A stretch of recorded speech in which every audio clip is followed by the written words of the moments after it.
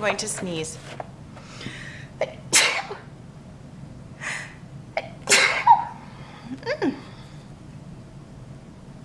Excuse me.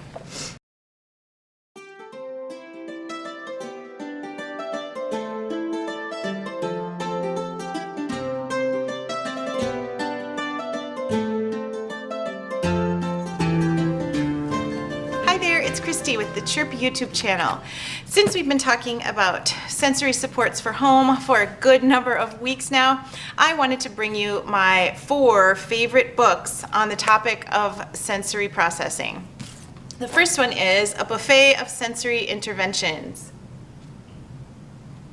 This one is super cute because it explains the sensory system and then it gives you ideas for different interventions around the different sensory modalities. So for example, this page is on proprioceptive interventions, and it talks about a lot of the things that I mentioned in my proprioceptive video, jumping on a mini trampoline, jogging, wearing weighted backpack or vest. All of those things are kind of listed. It's a very slim book and it's easily portable, so you can bring it with you in your purse or your backpack and pull it out when you see that your child is having a sensory difficulty and find a strategy and put it into practice right then.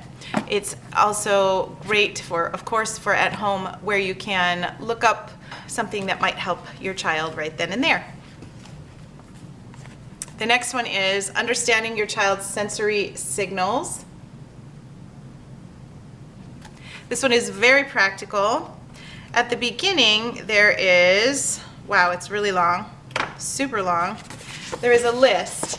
I think it's like 4 or 5 pages long list. It's very long.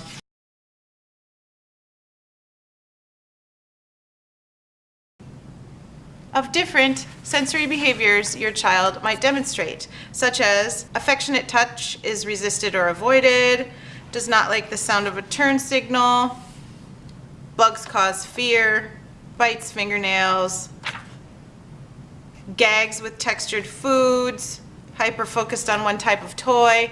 There's a huge list, and there's a page for each one of those things. For example, if a child is climbing in cabinets, here are some things that might help your child. Here's what that experience might be providing for the kid that they might need more of. Once again, a very slim book. This would be great to give to grandparents. If you're a therapist of some kind, this is great to give to the families that you work with. I don't know if you can recommend books that they purchase, but I really strongly recommend this one because it's just so good, so practical, and easy to use.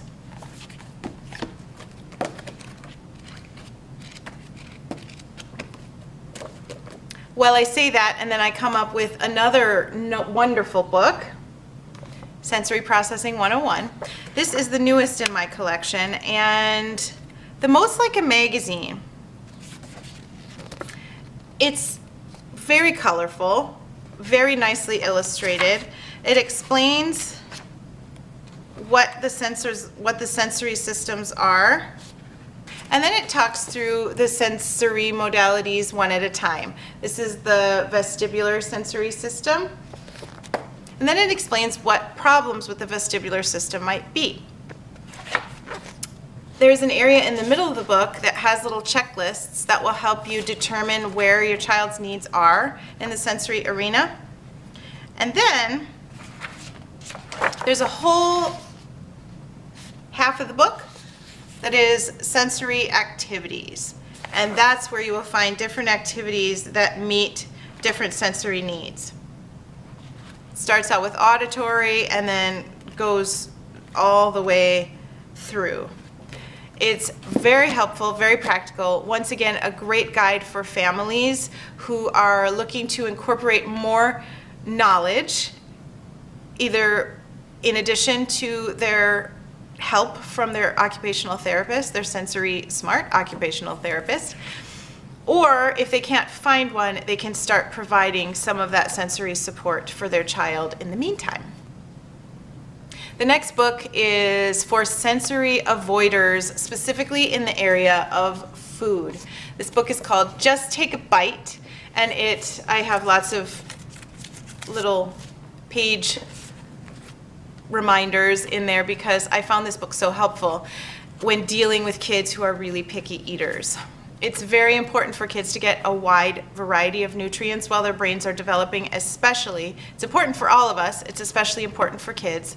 And chicken nuggets and fries and other white foods are not going to cut it when it comes to brain development. We need to have our kids eating vegetables. We need to have our kids eating fruit. We need to have our kids eating nuts and seeds. We need to have them eating legumes. And a lot of kids, especially those who are on the spectrum, who have sensory needs, are not doing that. We need to help them do it. Feeding therapy is a great solution, even for anyone who has texture issues or really strict food preferences. So please find a feeding therapist if you can.